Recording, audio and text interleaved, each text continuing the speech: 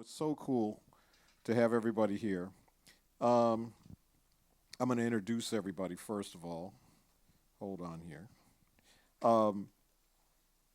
So first of all, you've already met her, but go ahead and give it up for her one more time, Alison Tavel.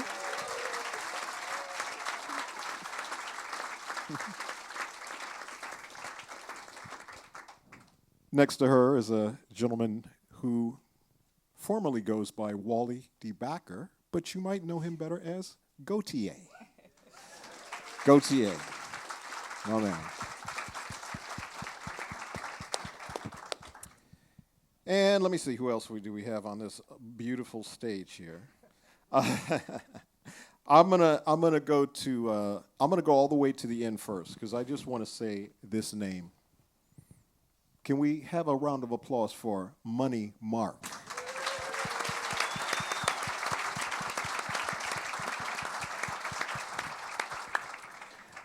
And then, I'm not saving the best for last, but he is pretty cool, actually. Give it up for Matt Musty. And these are amongst, by the way, when you saw the credits, there's like 1 million names up there. And trust me, that's what it took to get this film done. But these are kind of the principles that we want to talk to this evening. And let me just say real quick, I just want to say I got introduced to the film just kind of a little bit of circumstance. So I was actually texting with Mark Ronson. And Mark said, oh, by the way, there's going to be a screening of this movie tomorrow. Do you have any interest? And I said, yeah, what's the movie about? He said, it's about the guy that invented the first guitar synthesizer. And I'm a synth head. I'm like, oh, yeah, I'm there. Yeah, of course I'll be there. And the cool thing about it was the screening was actually at a gentleman's house named Sasha Garvasi. And he had this beautiful screening room. You've probably seen it. What's the film? Is it Once Upon a Time in Hollywood? Did I think it's the screening room? Oh, it's that screening room. It's that screening room, right, that he has in his house. So anyway, that's where I first saw the movie for the very first time and met Alison. And then the next day, he said, hey, I'm going to go to the studio, and we're going to try this thing out. And I said, okay, and that's the scenes you see in the movie, is literally the very next day after I had met Alison, we're in the studio messing around with the Resynator. And I will say that I've been hooked and transfixed ever since by the movie, but mostly by you. Because thank you, Jimmy. When you talk about tech and humanity coming together in one place in the best way, this is someone that you had to learn how to solder. You had to learn how to do all these crazy things. But I did it. Yeah. But the thing I came away with was not only was I inspired by the movie, but I thought it would be inspiring. I know we have a lot of female creatives in the house tonight. Don't we? Okay. I thought so. I thought it would be really inspirational, particularly for female creatives, to see this, because what you've done very much is inspirational, but certainly I think for women, because I think the tech side is always thought of as a male side, and I think that's wrong. And I think this movie does a lot to begin to change that narrative. But just talk about this 10-year process of doing this, of how we got here today. Well, I intentionally put in all of the footage that made me look dumb in the beginning, where I didn't know the difference.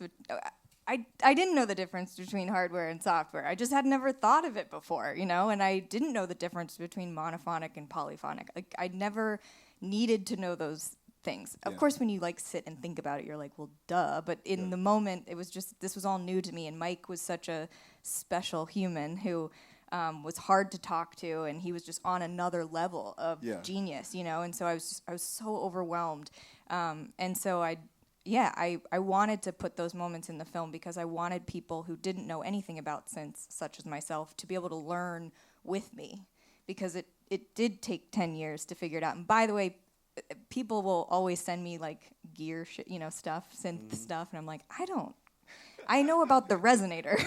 I don't know about Moogs and Buchlas. I know the names, and I can kind of get around a conversation, but I still don't know.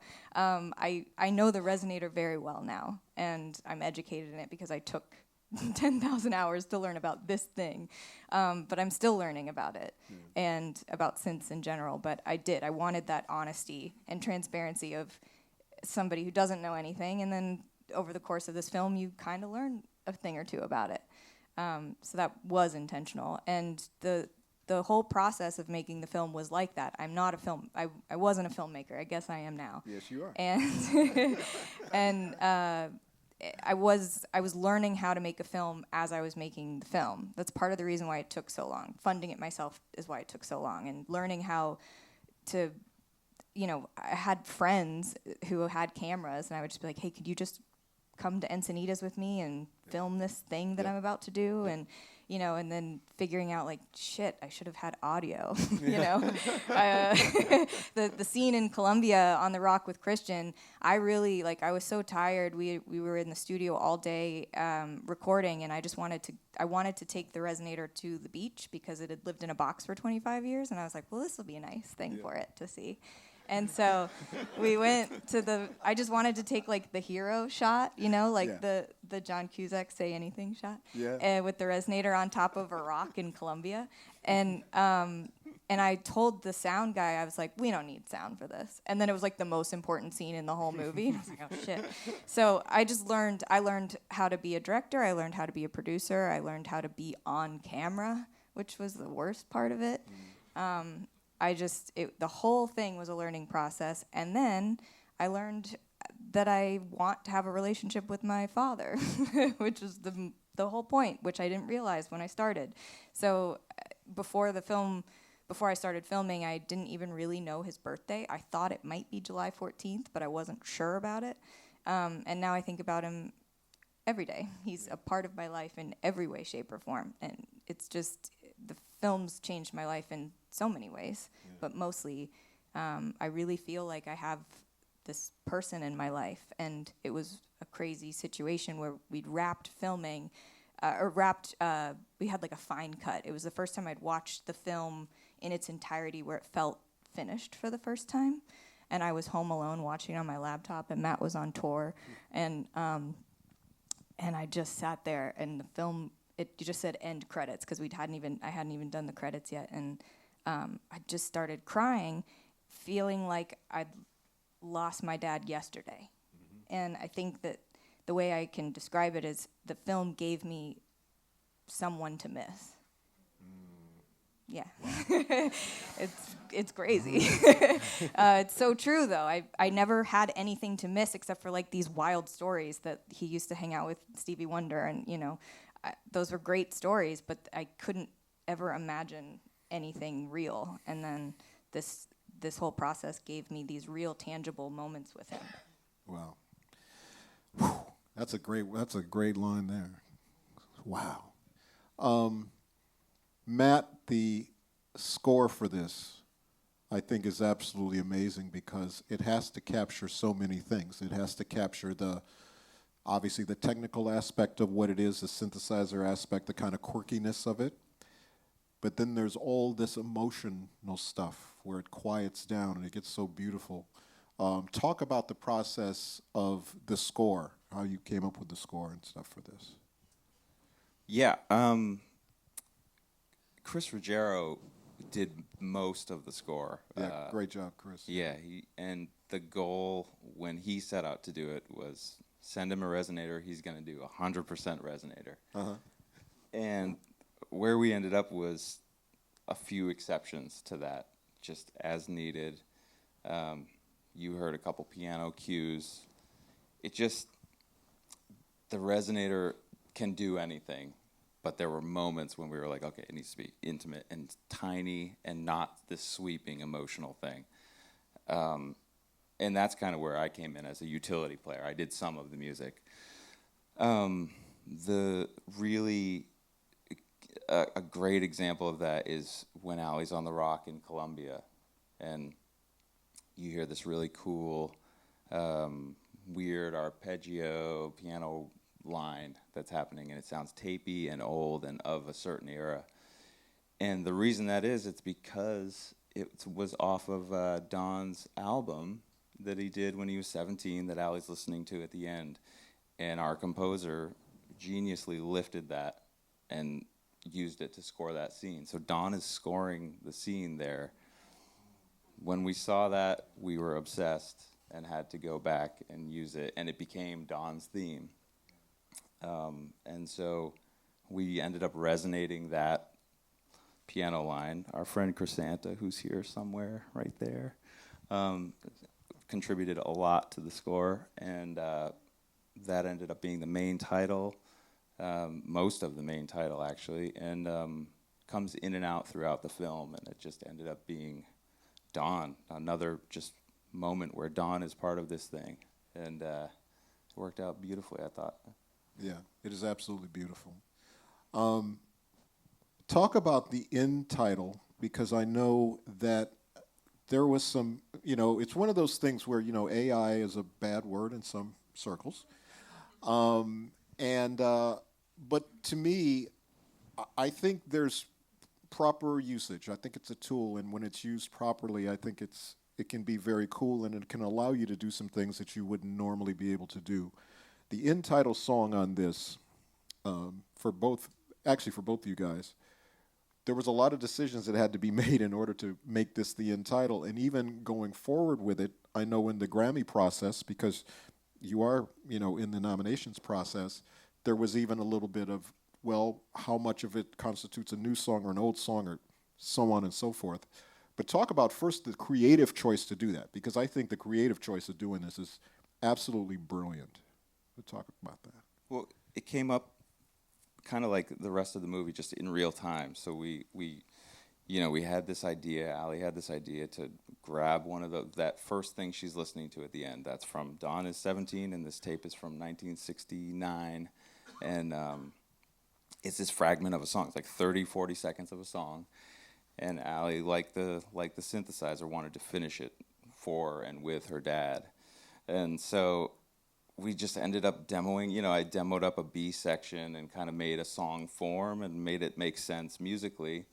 Allie started writing some words, we got some melodies in there, and by the end of the demo process, like so many demos, you have this patchwork of like, okay, this line here, this line here. Sometimes I was singing it, sometimes she was singing it. And where we ended up was that it sounded and worked well as a duet. So Allie wanted to pursue some of her dad's heroes, and either they were busy or one thing led to another. They said couldn't no. do it. They all said no, and so They were all busy. So in these moments, she goes to Grace, our executive producer, Grace Potter, and said, "What do I do?" And Grace just said, "Why don't you have Dawn sing it?" And of course, the knee-jerk reaction was just like, "No, we're not doing AI. We're not going down that road." But when we sat and thought about it, Don would be at the forefront of this technology, and he would be all about it and part of it. And there's a line that we put in the movie. It's an interview that he has. He's doing the animation station, but we use the line later where he says, "Computers won't replace us, but they do a pretty neat job of filling in for us." And we were like, "Oh my God, that's what this song is."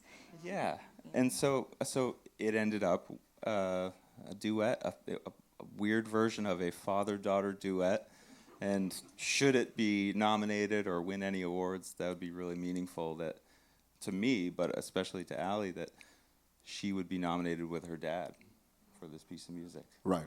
Yeah, that's awesome to me. That's because it once again, it allows you to do something that you wouldn't normally be able to do. Yeah. And it kind of reminded me a little bit of, back when you remember, the Nat King Cole, Natalie Cole duet.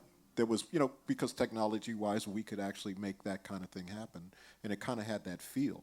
But yes, it gave you a chance to do a duet with your dad. I mean, how cool is that? It's a duet with my dad, produced by my husband. So right. It's just the best thing I'll ever do. That's awesome. And yeah, for the Grammy process, it's the category is Best Original Song Written for Visual Media. And when I submitted it, the submissions board reached out to me saying, "Hey, but you credited your father as a songwriter on this. Technically, it wouldn't be written for visual media if he's not, he's deceased." And I thought, I called Jimmy immediately. I was like, oh my God, they're not going to accept it. And what do I do? And I thought about it, and I was like, no, they have to accept this, because if my dad were alive and he was co-authoring this documentary with me, he could be like, hey, I wrote a song a long time ago, maybe we should use that as the inspiration. And the thing you said, which was so smart, was every song is inspired by something. And the whole point of this project is I'm continuing his art and collaborating with my father. And so the end credit song wouldn't make sense if my dad wasn't a part of it. He deserves a songwriting credit on this song. Yeah, so absolutely. they accepted it, which was so exciting. Yay. We love it. We love that. Well, one of the themes tonight is definitely resurrecting instruments from the past. And these two other gentlemen we have on stage are in the middle of doing a lot of those kinds of things, so we want to talk a little bit about that. I'll start with, actually, Mark, can I start with your Sure. instrument resurrection, or what do we call it? Is it resurrection? Is that the right word? I didn't. Do you know Ira Flato, Science Friday? So I did NPR. I did a story, and it was the heading was "Reviving Dead Pianists," and so I was collecting piano rolls and putting piano rolls and converting it to MIDI information, and then sending that through a polysynthesizer. So that's what I was doing. And I'm still doing it right now, and it has progressed. But when you looked up the definition of who invented the synthesizer, who was it? It was Bob Moog. Bob Moog, yeah. So Not Bob Don Moog, Tavel. yeah, we were Bob Moog. friends. I was in the Bob Moog documentary. I got hired to be in it, and I didn't know Bob. And then we became friends after shooting this film. And then he told me about this invention that he made. He collaborated with, speaker, Don Buchla, who was also, I don't know, is there any nerds in here, music nerds? Oh, wow, the whole audience? So this is like one of the inventions. So it's called piano bar. Wow. And I don't know if anyone's ever seen this, but so you put it on it was their concoction, and they collaborated on probably after smoking tons of marijuana.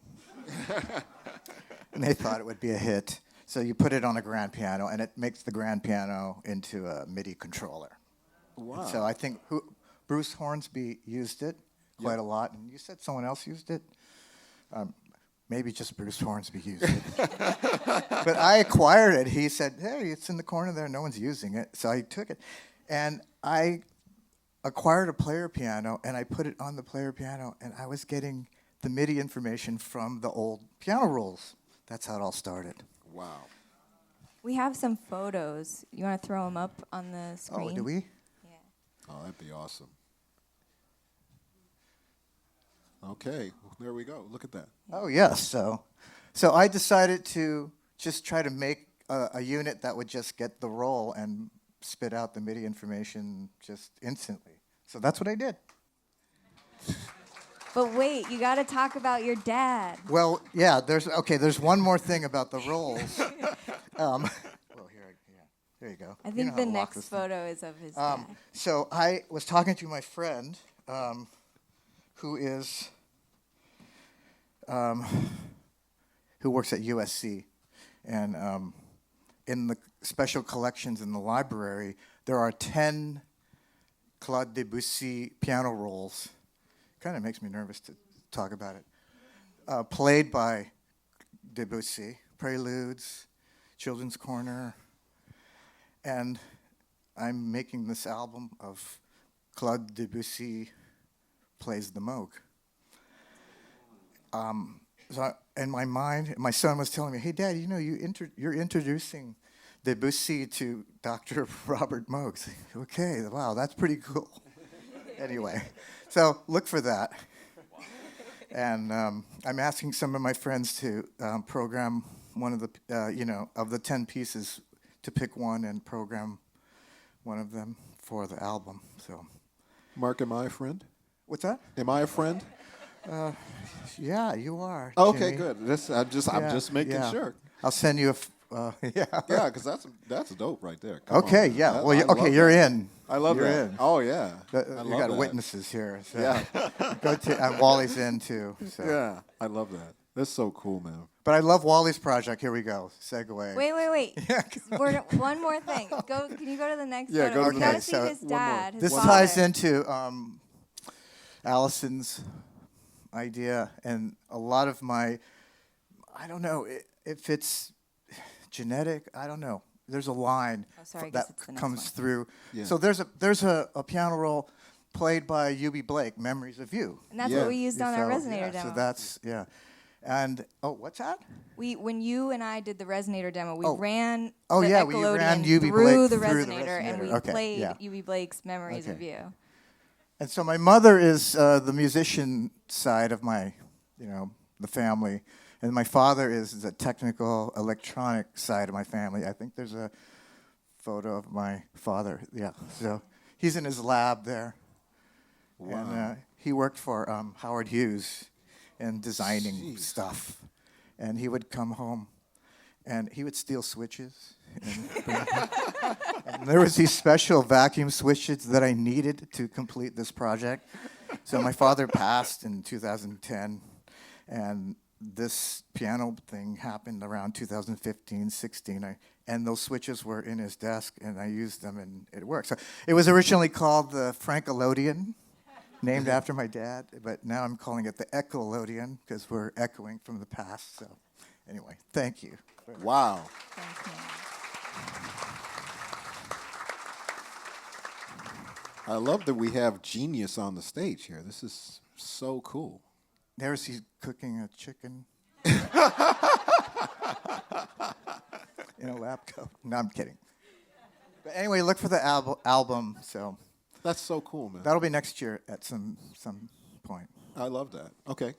Thank you. No, thank you. Well, okay, but I love Wally's project. No, I really do because I did a 2-week residency at the Synth Museum in Canada, in Calgary, and that Ondia line that's there. But he'll tell you about it. It's just a fantastic instrument that you renovated or you brought back to life. All right, It's in- Wally. it's in the movie, too. Wally, you are teed up, man. You're teed up. Better than I can tee you up. You're ready. Am I on mic there? You are mic'd. You are mic'd. You are on. Well, I love how you. This is only the second time I've seen the film, but it struck me more this time just how many miles you travelled taking the Resynator to so many musicians, and so I have deep respect for. Obviously, it's such a beautiful personal story, but your effort to want to share, because I think your dad, anyone who makes instruments is trying to open up potential, not just for musicians, but potential for beauty and human experience. Things come through instruments. Humans express things through instruments. So I love that you put so much effort into trying to bring your dad's that potential and your dad's spirit in a way that's in the Resynator, and to offer that through other musicians. And so I suppose what I've been doing with this, I don't know if there's an image to come up there, with this instrument, which is a French instrument that was invented in the early 1940s called the onduline. I've been trying to find a similar spirit. I came to it not as deeply personal as like with you with your dad, but for me, personal. I mean, sometimes I think music makes everything like family. So it is personal for me too, because I've been a huge fan of a musician named Jean-Jacques Perry, a Frenchman who was in a duo called Perry and Kingsley. And after doing a lot of solo work in France before he came to New York in the 1960s. And I knew this music and loved it, and knew that Perry and Kingsley were pioneers of the Moog synthesizer. And I'd heard about this onduline, but all sorts of things led to me meeting Jean-Jacques. I made a song in tribute to him, it hasn't come out yet, but it led me to meet the man in his 80s, and this wonderful thing of sort of meeting a human that's inspired you through their music that then also has such a warm-hearted, beautiful human experience of becoming friends led me to feel like I should pursue not just archiving his work, but archiving an instrument he was a virtuoso of. This man, Jean-Jacques Perry, was sort of really the only virtuoso of this now very rare and mostly forgotten instrument. So it's also been quite an odyssey for me. It's been like a decade too of... and I'm sort of, when I started talking this evening about saying that it's about trying to take it to people, that's what I'm trying to turn it into. There were websites, there were people...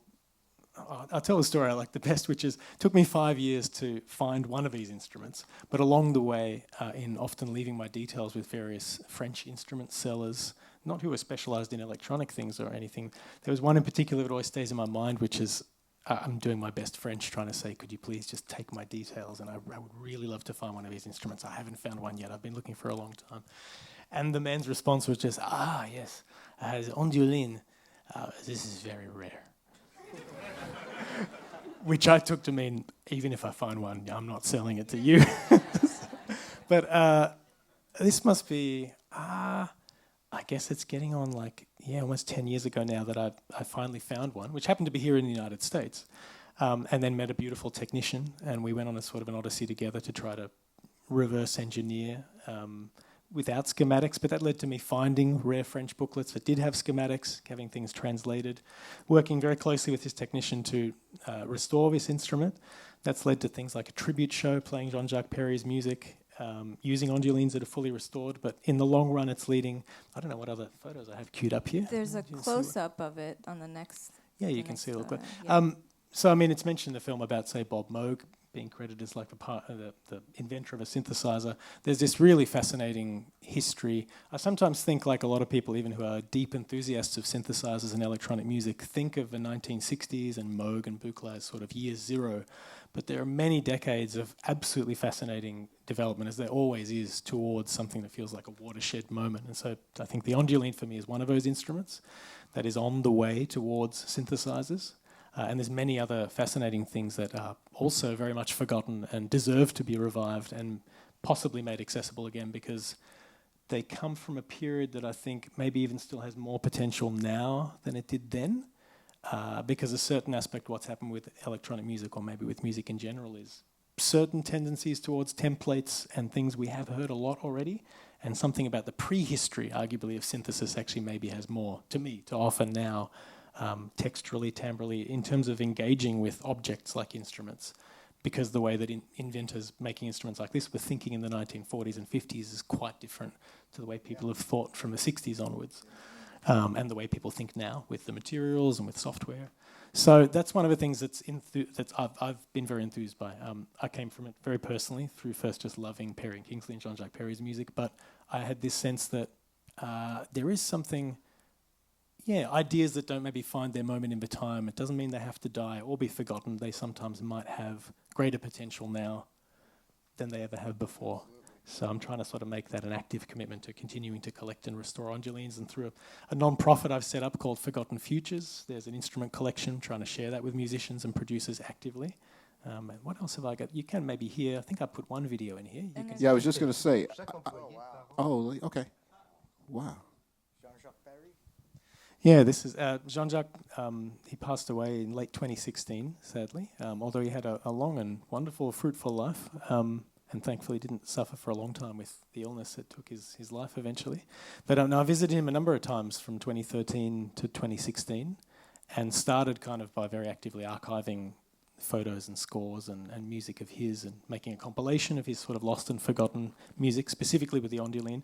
But it led since to wanting to try to really dig into the instrument itself and its inventor, another Frenchman named Georges. So that's cued a lot of other research and collecting, and you can find out more at onduline.com and at Forgotten Futures website. Yeah, well, Jean-Jacques Perry is one of these amazing musicians that so many millions of people maybe know his music, but they don't know they know his music, because one of the Perry and Kingsley tunes, Baroque Hoedown, was co-opted for the Disneyland Main Street Electrical Parade and arranged and rearranged for decades in various Disney parks. So, yeah, he's a musician who's actually influenced and brought a lot of joy to a lot of people, but they don't often associate with his name or this instrument. Or Well, and I have to say, so when I met Wally and learned all about the Andaline, he gave me a record of Jean-Jacques Perry's music, and through Forgotten Futures released, like, redid the user manual and like one of the old ads, and it was just so inspiring. Like, he did such a nice job paying tribute to this thing from the past and bringing it into the future, and it was just such an inspiration for me. And I remembered that of like, well, if I'm gonna ever release another Resonator or I'm gonna do anything, like, I want to do it the way Wally did it, because he just did it in with such respect, and but with this it was like a breath of fresh air, and I just I don't know, it was a wonderful experience getting to sit there and watch you play the Andaline. We ran the Andaline through the Resonator, and it was touch and go. Like, didn't love the Resonator, but you were such a good sport about it. But then yeah, the record and the reproduction of all of the original artifacts that went with it too, the tangible things. It was just such a delight to see all of those things come together, and it painted a full picture. And you've just done such a good job paying tribute to the inventor and to the composer, and that's what I want to do, and that's what Mark's doing. You know, this whole project has introduced me to people like you guys, and I'm just so grateful. Wow. Music is a healing force. Yeah. Well, I love it because I remember when synthesizers really got popular, and of course, being in Minneapolis and being around Prince, that was my synthesizer, teacher. And I remember people used to go, well, Beethoven wouldn't have whatever. And I said, of course, because anybody that's creative is going to use the tools that are put in front of them. And this is a great example of that, because even pre-synthesizer, people were trying to figure out how to take the keyboard and do different stuff with it. Yes. So I'm glad that that's happening. I am going to take a few audience questions, just the people with really great questions, though. But I do want to point out one kind of cool thing is that, Alison, can you talk about, now that I know you're a director now, but your day job, can you talk about your pretty cool day job? Sure. That you do? So I used to tour with Grace, and to finish this film, I had to quit my job because I needed to stay in LA to actually be here long enough to work on it. And I needed a job that kept me here. And Tom Petty had just passed, and his family and the band needed somebody they could trust to help go through things. And I had a mutual friend and was introduced to them, and I became the archivist. And so, and I wasn't an archivist. I didn't even really know that was a job, but I'm very organized, and I love music history. And it was interesting because when his daughter, Adria, took me to one of the storage units, she said, here's my dad, And she said, have you ever done anything like this before? And I said, whoa, this was 2018. And I was like, 4 years ago, I stood in an attic and looked at all of my dad's boxes and started archiving his life and learning about him through his things. And now I'm looking at all of these boxes, and I'm about to learn about Tom Petty through his things. And so it's been such a kismet, weird life I'm living, where both my Resonator life and my Tom Petty life are informing, each other. And now I feel like, I never met Tom Petty. And I never really met my dad, and now I feel like I know them both, and they're like hanging out. That's cool. And thank you for sharing them both with us, because we really appreciate that. Okay, so any good questions out there? Anybody? Raise your hand. I'll go right there. Yeah. Hey, Nick, you can stand up, just so everybody can see you. What's your zodiac sign? No, I'm kidding. Aries. Okay. First of all, Jimmy, thank you so much for the invitation. Question for Alison. At the very end of the movie, you hint that the Resonator's been digitized, like it's a VST now. But you don't really talk about that, so I was hoping you could teach us more about what that process was like and where it's at now. Still in progress. That was a very early prototype, but we just got another version in our inbox. So I must have reached out to every single plugin company that's ever existed, and it's been really hard to find, especially before the film came out. Like, I've been trying to do this for a long time, and it's just hard to explain the Resynator to people until they demo it, and then sometimes it doesn't work when you demo it, and so it's been this ongoing process of trying to. Yeah. That's right. Richard Lingenberg is in the house, the amazing technician who's restored all the Resynators. He's so wonderful. Richard. And yeah, it's been a process. So I found this really awesome guy, Rob from Mock Music, and we sent him a Resynator, and he's been modifying it, putting it in software. And so the idea is it'll look just like the Resynator, and hopefully sound just like the Resynator. But we've been working on it for 3 years now, and I don't want to release something that's not I want to make sure it's right. And this film took me 10 years, and I think I was ready to release it, and I'm happy when I released it. The same will go for the plugin. We're also working on a semi-modular hardware unit. So my dad was a music professor at Indiana University, and and so I went to the center that he's named after. I walk in the thing, and his name's in gold letters or whatever, and I talked to the director of the center, and I said I'd love to figure out a way to work with the students to modernize the Resynator. And so he introduced me to his star grad student, Harry. And after we met, we kind of figured out that it would be similar to a Moog Mother 32 or something, fit in a rack, but also be standalone unit. So it's got patch cables. It's also got 1/4 inch. And this version would be exactly like the original. So no added effects. This would be the same thing. And so we started working on that, I think, in 2017, and we have 5 prototypes, and Richard's working on those. And Harry changed his thesis to be about the modernization of my dad's tech. This has changed his life. And now when kids walk through those doors, I asked people when I was at IU, I said, do you know who this guy is in the gold letters? And they were like, no, I never even thought about it. And now people know who he is because they're working on his units, and that's what matters. And so I'm so happy about both software and hardware, but none of them are ready yet. So it's just going to be a little bit longer. Work in progress, though. Yeah, work in progress. That's a good thing. We love that. Maybe NAMM 20, this January. Maybe. Okay. All right. Something to look forward to. Yeah. I'll go front row. Hey. Hi, I'm Mike. Just a really quick question. I'm dying to know if you found that other Resynator with the extra knob. Yeah. Oh, no. So, no, I haven't found it. But I did find one of Peter Gabriel's 3, and it was here. We had 2 Resynators stacked on top of each other. The first one was one with all original knobs was my dad's original one that I found in the attic. And the one on top of it was one of Peter. So Peter Gabriel bought 3 in 1981. And on Christmas Eve, I don't know, 3 years ago, I did a Kickstarter campaign back in 2019, and one of the Kickstarter backers emailed me, and I woke up at 6 o'clock in the morning to this email from a backer saying, hey, I don't know if this is real, but here's a link to a Resynator I found on eBay. And I was like, oh my God. And so I clicked on it, and it said 25. Wake up. Kidding about that. Should I buy it? And so I bought it.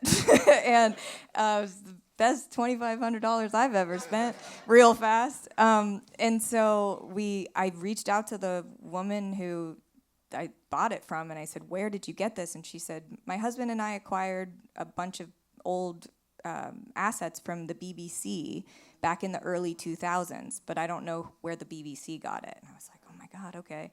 So we have one of Peter Gabriel's 3. But the first thing I looked for when I got the unit in the mail was the knob, and it doesn't have it.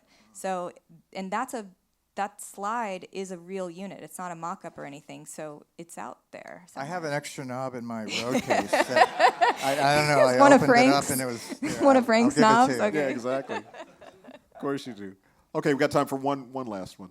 Who's got the best one? I'm going to go right there. Kim. I got you. Hey, guys. Are you keen to do another film, and what would it be about? No. Let's see how this one does. this film took me 10 years, as you all know, and I paid for it, as you all know, and I'm so grateful to The Forge, my distributor, who bought it. But yeah, I think I'm good. This was a story. This was a story I really, really wanted to tell, and it took my whole everything I have to tell it. So I don't know if I can do that again. I have secrets in my family if you want Yeah. to be a director for my... We can talk, but I don't know. Well, I want to thank you so much for sharing this with everybody, and I'm sure people are leaving here tonight with the same feeling I have, is that inspired and just the chance to see something so uniquely done. And if this is only your one work in this medium, then that's fine. You did it. You killed it. I mean, it's absolutely amazing. Thank Amazing. you. Thank you.